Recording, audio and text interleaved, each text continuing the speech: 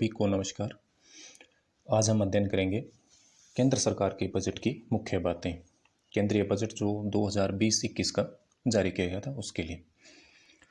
Budget वित्तीय प्रशासन का केंद्र बिंदु होता है। वित्त मंत्रालय का कह सकते हैं, वित्तीय प्रशासन का कह सकते हैं, या हम कह सकते हैं कि राजकोषीय नीति का जो व्यवहारिक रूप है हमें देखने को मिलता है वो क्या है, हमारा बजट है। बजट वित्त मंत्रालय क्या करता है कि सितंबर माह के आसपास जो सभी विभाग होते हैं उनसे उनकी आय और उनके व्यय के अनुमान की पूछताछ करता है। वो विभाग अपने सारे खर्चे और जो उनकी आय है उनके अनुमान नवंबर दिसंबर तक क्या करते हैं, एस्टिमेशन बनाकर वित्त मंत्रालय को भेज देते हैं। फिर वित्त मंत्रालय स्वयं और वित्त आयोग, ये वित्त आयोग की जो संस्तुतियाँ होती है उसके आधार पे उनसे निर्देशित होकर क्या करता है, बजट तैयार करता है। बजट जब पेश किया जाता है तो बजट के साथ क्या क्या पेश किया जाएगा, जो वित्त मंत्री बजट पेश करते हैं उसमें वित्त मंत्री का भाषण, वार्षिक वित्तीय विवरण यानी जिसको हम बजट बोलते हैं, अनुदान के लिए मांग, वित्त विधेयक और FRBM डॉक्यूमेंट्स, ये सारी चीज़ें एक साथ बजट के जब पेश किया जाता है उसके साथ ये सारे डॉक्यूमेंट्स पेश किए जाते हैं। बजट घाटे का हो सकता है, अधिक्य का बजट हो सकता है। नॉर्मली क्या होता है कि जब अगर मंदी की कंडीशंस है हमारे देश के अंदर तो हमें क्या करना चाहिए, या वित्त मंत्री को घाटे का बजट बनाना चाहिए। घाटे के बजट से आशय क्या होगा कि जो बजट है उसमें जो उनकी व्यय हैं वो क्या होंगे, आय से अधिक होंगे, यानी आय कम होना और व्यय का अधिक होना, तो वो क्या होगा, घाटे का बजट होगा। यानी मंदी के अंदर व्यय बढ़ाने पड़ेंगे तभी तो तेजी की ओर अग्रसर होगी अर्थव्यवस्था। तो व्यय जब बढ़ेंगे तो आय उतनी रहेगी, तो व्यय बढ़ेंगे तो क्या होगा, बजट घाटे का बजट होगा। मोस्टली हमारे देश में घाटे के बजट ही बनते रहे हैं। जैसे स्फीति की कंडीशन है, इन्फ्लेशन वगैरह है, तो उसमें हमें क्या करना चाहिए, अधिक्य का बजट बनाना चाहिए। अधिक्य के बजट से आशय क्या होगा, आपके आय ज़्यादा, आपके व्यय कम होने चाहिए, या संतुलन का बजट बनाया जा सकता है। एक चीज़ आपने नोट की होगी कि बजट के अंदर पहले जो वस्तुएं होती थी वो महंगी सस्ती होती थी, लेकिन पीछे वाले जो बजट हम देख रहे हैं उनमें क्या हो रहा है, कोई भी बजट के दौरान कोई वस्तुएं महंगी सस्ती नहीं हो रही है। ऐसा क्यों हो रहा है, क्योंकि पहले जो टैक्स रेट वगैरह जो फाइनल की जाती थी वो बजट के अंदर फाइनल की जाती है, लेकिन अब ये अधिकार किसको दे दिया गया, GST को। ज़्यादातर वस्तुएं किसके अंदर आ गई हैं, GST के अंदर। तो अब बजट के अंदर वस्तुएं महंगी सस्ती हमें देखने को नहीं मिलती, हालांकि कोई आयातित वस्तु जो है उन पर हमें ये चीज़ देखने को मिल भी सकती है। अब हम, ये थी साधारण बातें बजट के बारे में। अब हम देखते हैं कि जो इस साल का जो बजट है जिसे हम 2020-21 का कहेंगे, उसकी मुख्य बातें क्या क्या हैं। तो बजट के अंदर सबसे पहले हम देखते हैं कि इसमें 3 साल के आंकड़े में दिए हुए होते हैं, जैसे कि ये 4 के रूप में आपको यहाँ दिख रहा है। तो इसमें आप जैसे 2020-21 के हम बजट की बात कर रहे हैं तो इसके अंदर 2020-21 बजट अनुमान आपको दिया हुआ है। इसके साथ ही आपको पीछे के 2 साल के और दे रखे हैं, यानी टोटल कितने, एक बजट के अंदर हमें 3 साल के जो डेटा होते हैं वो मिलते हैं। सबसे पहले इसमें क्या मिलेगा, 2020-21 यानी इस साल का जो बजट बनाया जा रहा है उसके हम क्या करेंगे, अनुमान करेंगे कि हमारी इतनी आय होगी, इतने व्यय होंगे। उससे जो जस्ट पीछे वाला वित्तीय वर्ष होता है उस टाइम हमने जो उसका बजट बनाया था, यानी उस टाइम क्या हमने बजट अनुमान किया था वो हम देंगे, प्लस उस साल के दौरान कुछ संशोधन भी हो जाते हैं, खर्चे कुछ ज़्यादा हो सकते हैं, आय ज़्यादा हो सकती है, कुछ चीज़ें कम हो सकती हैं, तो उनको बोला जाता है संशोधित अनुमान।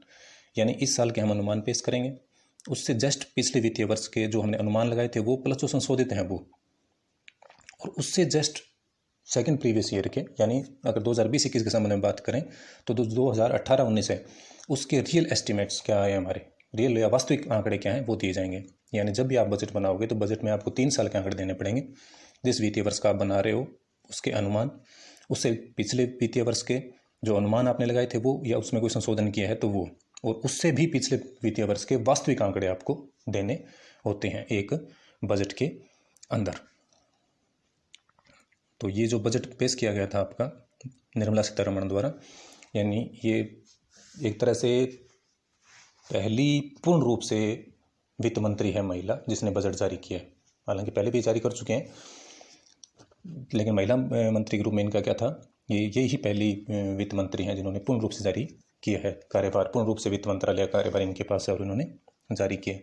बजट कब जारी किया जाता है, 1 फरवरी को जारी किया जाएगा। 1 फरवरी 2020 को उन्होंने प्रस्तुत किया 2020-21 का बजट।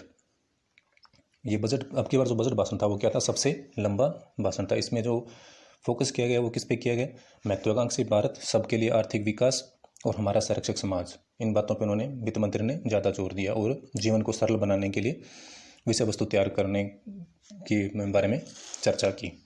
केंद्रीय बजट का उद्देश्य क्या होता है, डिजिटल गवर्नेंस के जरिए सेवाओं को आसानी डिलीवरी देना, राष्ट्रीय बुनियादी ढांचा या पाइपलाइन के जरिए जीवन के भौतिक गुणवत्ता में सुधार करना, ये केंद्रीय बजट के उद्देश्य इस वर्ष के जो बजट के उद्देश्य थे उसमें बताया गया है।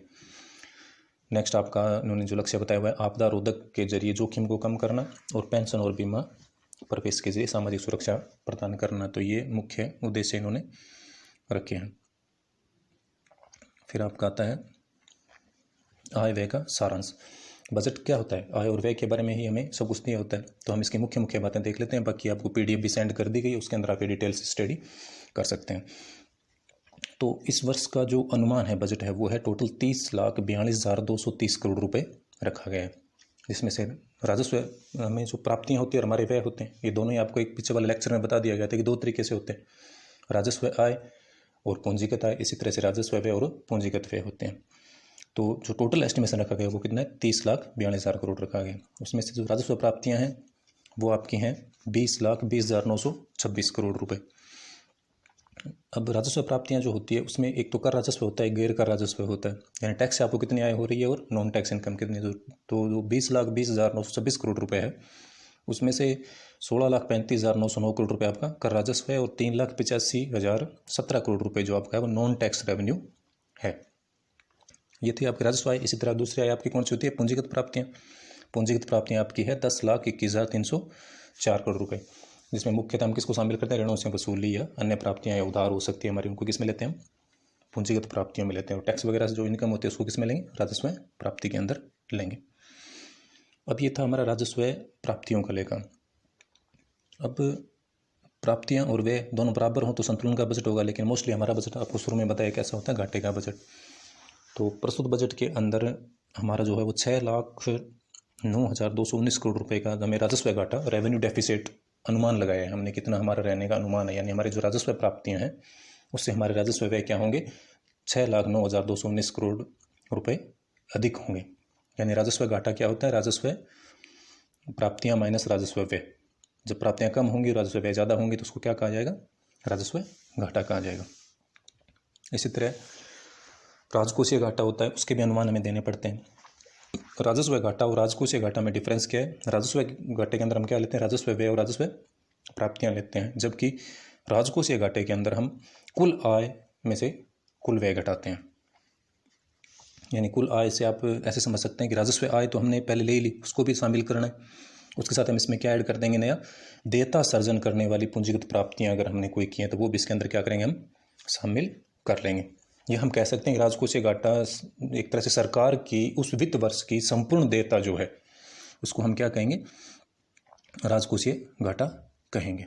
यानी एक सरकार को एक साल में वास्तव में कितनी देयता उसकी सर्जित हो रही है, तो ये राजकोषीय घाटा हुआ। ये अब की बार जो एस्टिमेशन है वो है 3.5%। 3.5% किस चीज़ का, GDP का। हमारा जो सकल घरेलू उत्पादन है उसका राजकोषीय घाटा कितना होने का अनुमान है, 3.5% रहने का अनुमान है। राजस्व घाटा जो आपको बताया वो उसका एस्टिमेशन है लगभग 2.7% के आसपास।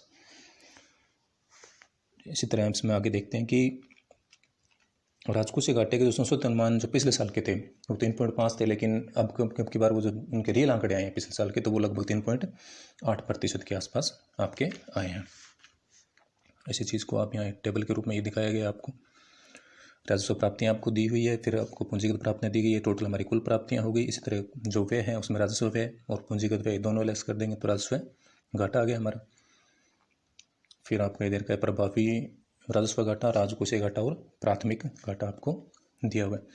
इसमें एक चीज़ नई चीज़ आ गई आपकी, दो चीज़ें आप दो घाटे आपको बता दिए गए थे। एक आपका इधर का प्रभावी राजस्व घाटा। प्रभावी राजस्व घाटे से मतलब होता है कि जो आपका राजस्व घाटा है उसमें से आप पूंजीगत संपत्ति सर्जन या अनुदान वगैरह के लिए जो आप एक्सपेंसेस कर रहे हैं वो लेस कर दीजिए तो आपके पास क्या आ जाएगा, प्रभावी राजस्व घाटा आ जाएगा। इस तरह से आपको दे रखा है प्राथमिक घाटा।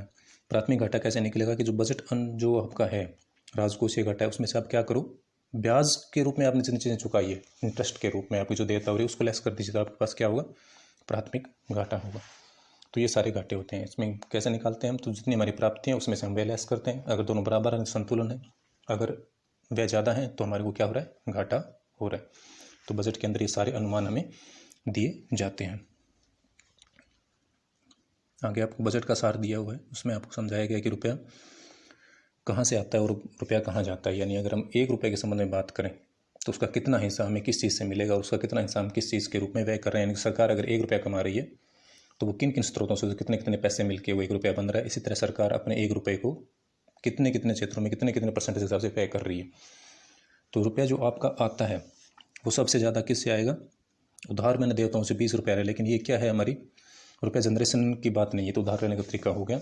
सेकंड हम अगर बात करें तो इसमें दूसरा पॉइंट आता है हमारा जीएसटी, माल और सेवा कर, जिससे हमें क्या मिलता है 18% या सबसे ज़्यादा 18% हमें रुपया अगर गवर्नमेंट को इनकम हो रही है तो किससे हो रही है, जीएसटी से।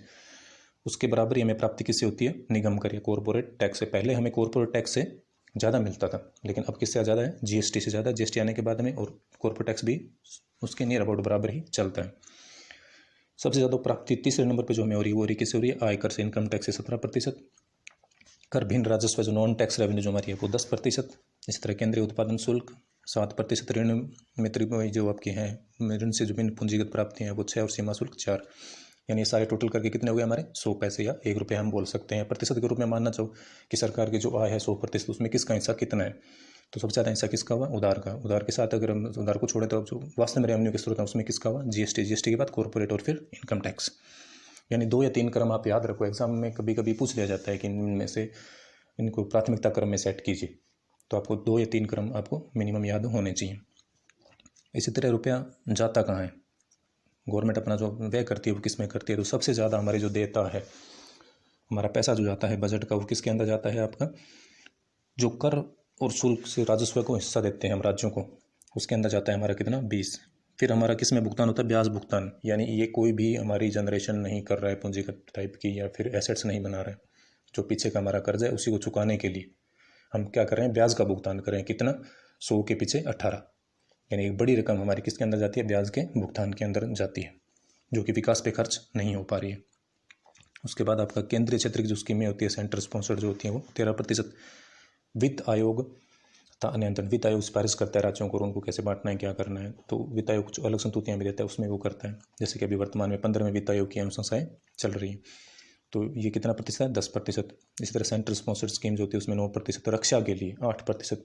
पड़ोसी देश हमारे, उनसे हमारी सीमाओं की सुरक्षा करने के लिए हमें क्या करना पड़ता है, बजट को, रक्षा बजट को बढ़ाना पड़ता है, तो ये लगभग 8% के आसपास है। इसी तरह सब्सिडी और अनुदान वगैरह जो देते हैं उसके लिए हमें 6%, और पेंशन के लिए भी 6%। ये सारे ही नॉन प्रोडक्टिव होते हैं, इनसे विकास के खर्चों के रूप में इसको नहीं माना जा सकता है। तो ये आपको एक मोटा मोटा आइडिया इसका दिया गया कि कैसे बजट को पेश किया जाता है, कैसे बजट में बाकी चीज़ें दी हुई आपको होती हैं। इस पीडीएफ में आप साथ साथ में इनके आंकड़े डिटेल में देखते रहें, जिससे आपको एक अनुमान लगता रहेगा।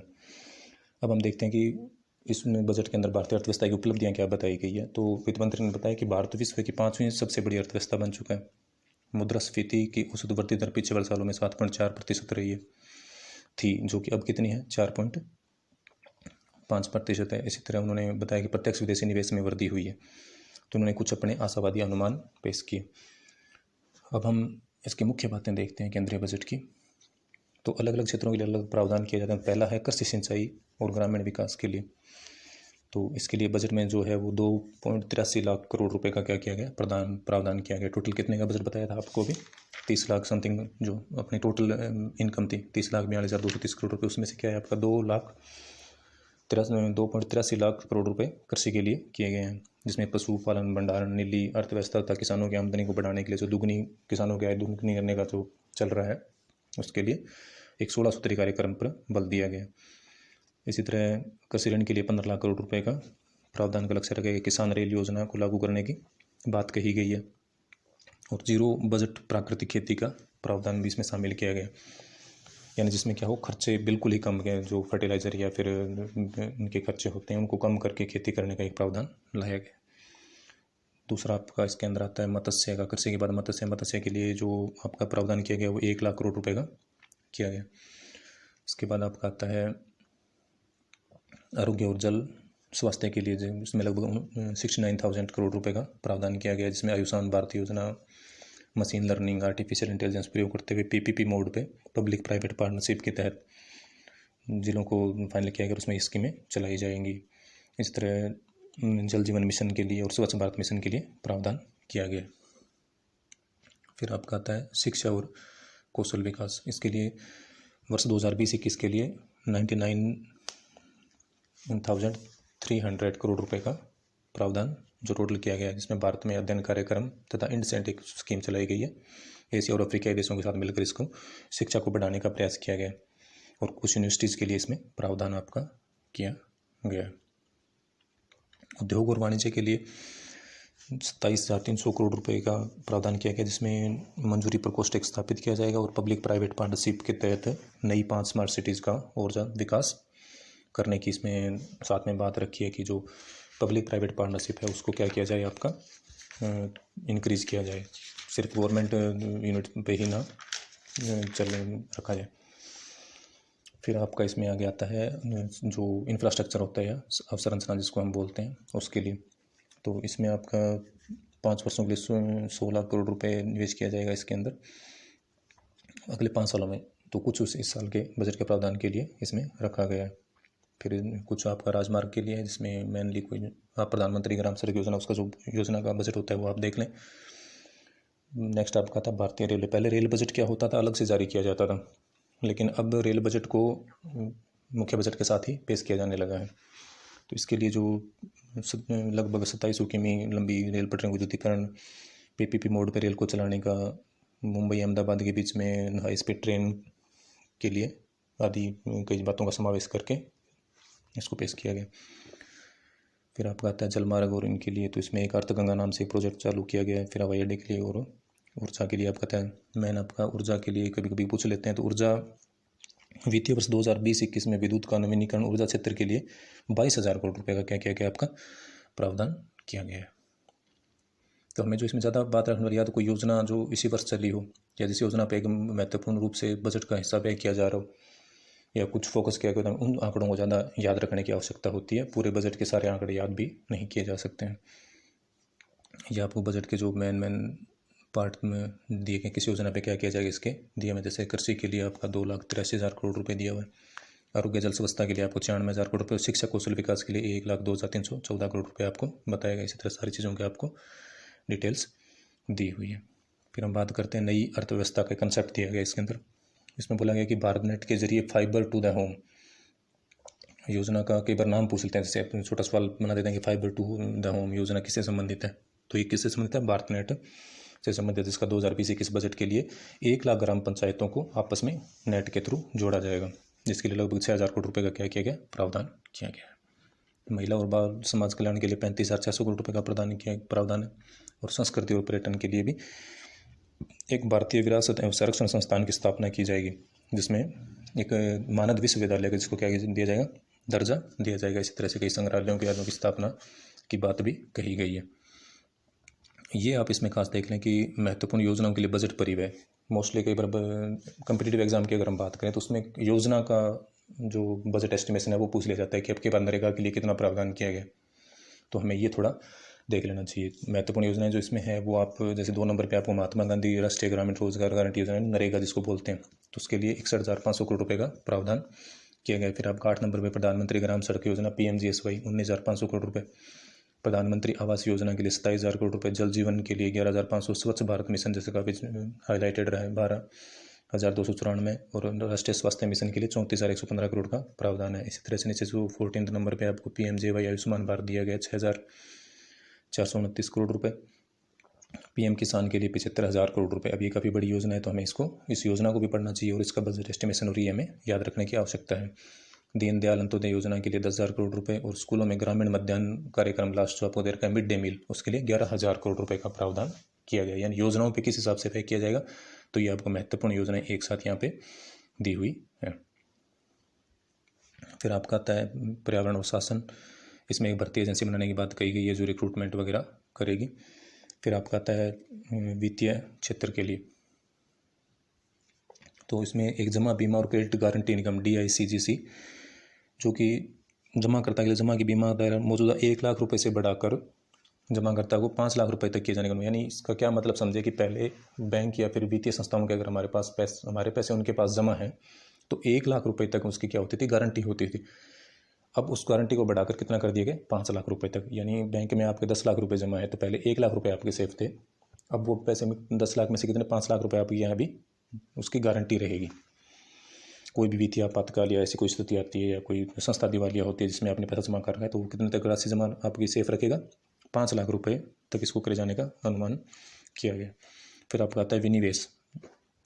विनिवेश क्या होता है आपका, डिसइन्वेस्टमेंट, यानी गवर्नमेंट यूनिट जो होती हैं उसमें कुछ हिस्सा बेचना, किसको, प्राइवेट पार्टनरशिप को, तो उसको बोला जाता है डिसइन्वेस्टमेंट या विनिवेश।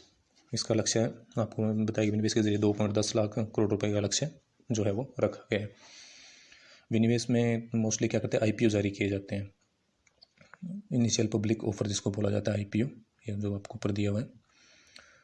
इसमें क्या होता है कि नई कंपनियों जो शेयर जारी किए जाते हैं उसको बोला जाता है आईपीओ, जो फर्स्ट टाइम जारी होते हैं।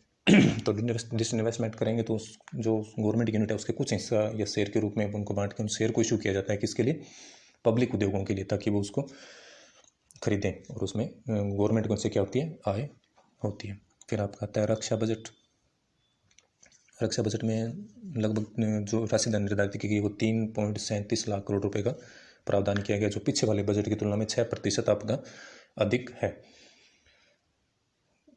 फिर आपका आता है प्रत्यक्ष कर प्रस्ताव। केंद्रीय बजट में करदाताओं को बड़ी राहत प्रदान करते हुए आयकर कानूनों को क्या किया गया, सरल किया गया और नई और सरल व्यक्तिगत आयकर व्यवस्था की गई है, और दोनों प्रावधान दिए गए। पीछे वाली योजना से भी जो लास्ट चल रही थी उससे भी आप जो है अपना टैक्स चुका सकते हैं, और नई वाली योजना अगर आप लेना चाहते हैं तो उसके द्वारा भी आप इसको चुका सकते हैं। इसमें एक वैकल्पिक व्यवस्था जो है वो उनके लिए रखी गई है। इसकी एक टेबल बना के आपको करके दी हुई कि कितने कौन से कर स्लैब में आपकी क्या टैक्स की रेट रहेगी। अधिभार और जो उपकर हैं वो मौजूदा रेट पे ही जारी रहेंगे, ज़्यादा मेजर चेंजेस इसमें नहीं किए गए हैं। पिछले बजट में वित्त मंत्री ने सभी के लिए सस्ते मकान खरीदारी के लिए ऋण के भुगतान में ब्याज के लिए लगभग 1,500 तक की अतिरिक्त कटौती का एक और इसमें प्रावधान किया गया है। और इसमें आपका दिया गया है कि विवाद से विश्वास योजना का प्रस्ताव रखा गया है, जिसमें पुराने मुकदमेबाजी को कम करना और करदाता को क्या सहूलियत थोड़ी प्रदान की, लंबित मैटर है तो उनको जल्दी क्लियर करने के लिए बोला गया, जैसे विवाद से विश्वास योजना नाम आपका दिया गया। फिर आपकी जो बात की गई वो आधार के माध्यम से शीघ्र पैन बन जाएगा, बिना आधार के माध्यम से भी आप क्या कर सकते हैं, ऑनलाइन पैन कार्ड आदि बनवा सकते हैं। एक करदाता चार्टर लाने की बात की गई है। जीएसटी के बारे में इसमें बताया गया है बजट में कि 1 अप्रैल 2020 से जीएसटी रिटर्न दाखिल करने की आसान प्रक्रिया लागू कर दी गई, जिसमें विशेषताओं से शून्य विवरणी के लिए एक एसएमएस विवरण पुनः फाइलिंग करना या एक क्रेडिट प्रवाह के द्वारा समग्र सरलीकरण किया गया, एक क्यूआर कोड बनाया गया जिसके द्वारा इसका आसानी से पेमेंट क्या है किया जा सकता है। ये थी आपकी बजट की मुख्य बातें। बजट के साथ बजट से पूर्व एक दिन पहले एक और विवरण पेश किया जाता है जिसे क्या बोला जाता है, आर्थिक समीक्षा। आर्थिक समीक्षा क्या होती है कि ये एक फ्लैगशिप वार्षिक दस्तावेज होता है जो वित्त मंत्रालय और भारत सरकार का जो क्या करता है, पिछले जस्ट प्रीवियस 12 महीने की अर्थव्यवस्था के घटनाक्रमों की समीक्षा करता है। ये विकास कार्यों जो कार्यक्रम चल रहे हैं उनका सार प्रस्तुत करता है तथा सरकार के नीतिगत पहलुओं पर अल्पावधि से मध्य अवधि की संभावनाओं पर भी क्या करता है, प्रकाश डालता है। तो हम इसे क्या कहते हैं, आर्थिक समीक्षा। तो अब की बार जो आर्थिक समीक्षा पेश की गई है आपकी वर्ष 2020-21 चल रहा था, आर्थिक समीक्षा कब की होगी आपकी, 2019-20 के लिए होगी।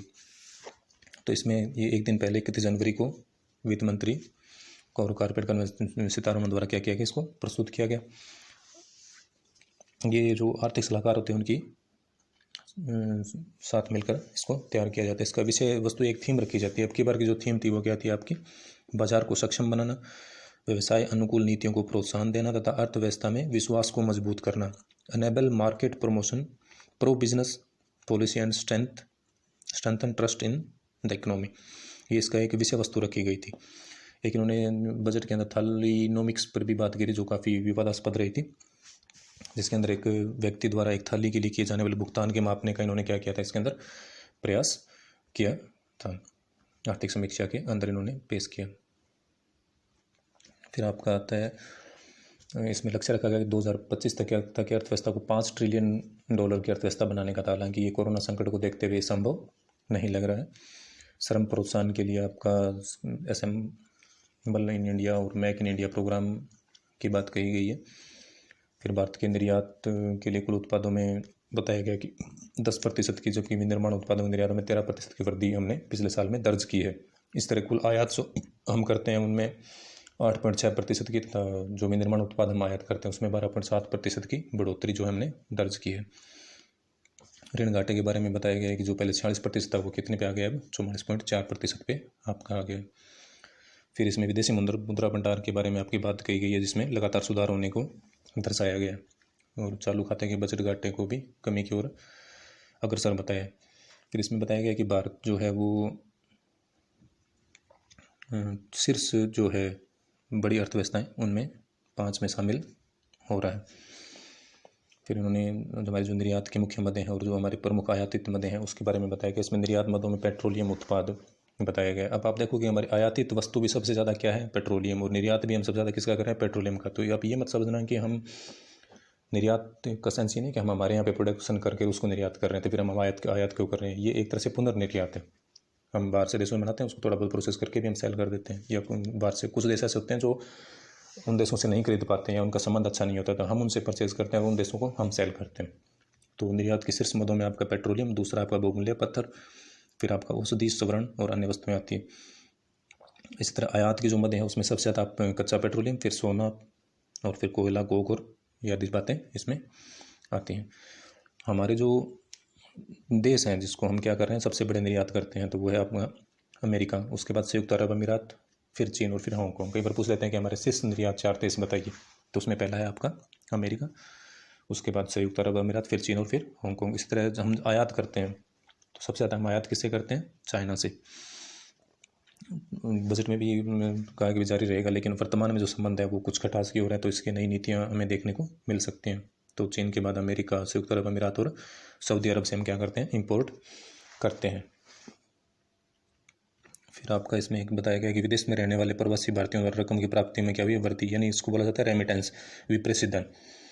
या फिर जो बाहर के लोग होते हैं वो क्या करते हैं, यहाँ पे जो अर्निंग होती है वहाँ यहाँ पे ट्रांसफ़र करते हैं, उसमें भी लगातार वृद्धि देखने को मिल रही है। और लास्ट में जो कहा गया है कि सकल गैर निष्पादित अग्रिम अनुमान जो बताए गए हैं, यानी NPA टाइप की जो चीज़ें होती है, गैर निष्पादन जो है वो गैर बैंकिंग वित्तीय निगमों के लिए 6.3% हो गया है। 6.1 था वो हल्का सा क्या हुआ है, हमारा बड़ा है। तो ये आपकी बजट और आर्थिक समीक्षा की मुख्य बातें थी।